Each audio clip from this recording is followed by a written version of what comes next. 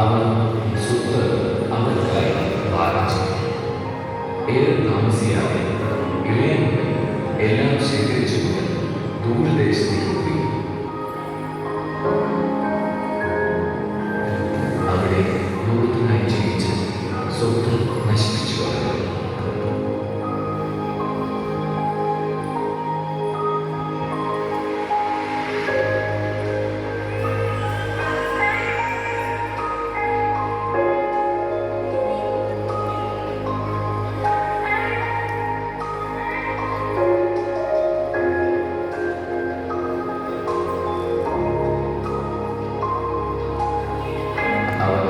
എല്ലാം ചിലവഴിച്ചു കഴിഞ്ഞപ്പോൾ ആ ദേശത്ത് ഒരു കഠിന ക്ഷാമമാവുകയും അവൻ ഞെരുക്കത്തിലാവുകയും ചെയ്തു.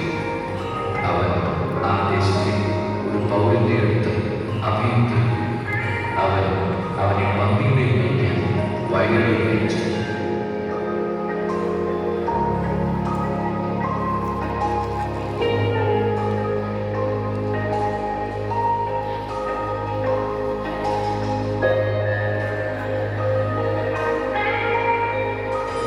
പന്നി തിന്നിരുന്ന തകിടിയിൽ കൊണ്ട് വയറു നിറയ്ക്കാൻ അവൻ ആശിച്ചു.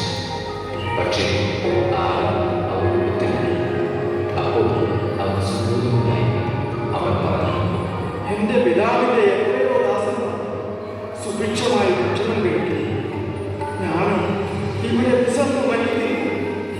ഞാൻ എഴുന്നേറ്റ് എന്റെ പിതാവിന്റെ അടുത്തേക്ക് പോകും.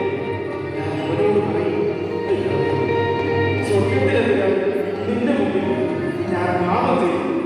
നിന്റെ മുമ്പിൽ നിന്ന് വിളിക്കപ്പെടാൻ ഞാൻ എന്റെ യോഗ്യനല്ല. നിന്റെ ദാസനിൽ ഒരുവനായി എന്നെ സ്വീകരിക്കണം. അവൻ എഴുന്നേറ്റ് പിതാവിന്റെ അടുത്തേക്ക് ചെന്നു. ദൂരെ വെച്ച് തന്നെ പിതാവ് അവനെ വിളിച്ചു. അവൻ മനസ്സറിഞ്ഞ് ഓടിച്ചെന്ന് അവനെ കെട്ടിപ്പിടിച്ച് ചുമന്നു.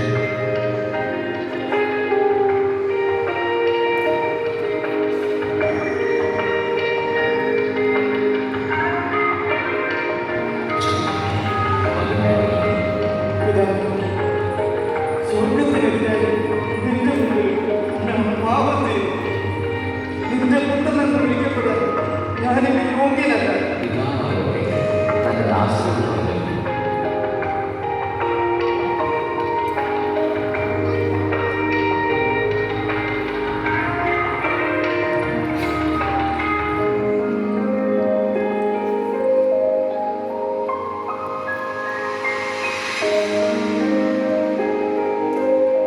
ഉടനെ